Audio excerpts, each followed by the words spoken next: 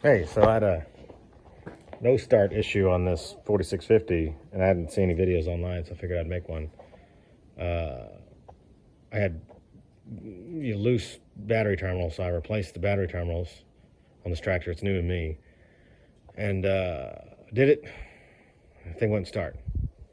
Checked the solenoid at the starter.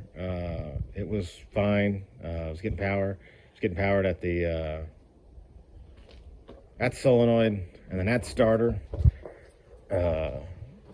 Could not for life me figure it out. Long story short, it was a damn circuit breaker.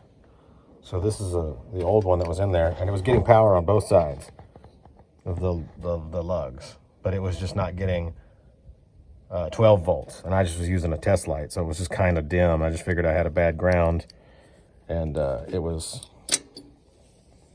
that. This is what the inside of a circuit breaker looks like.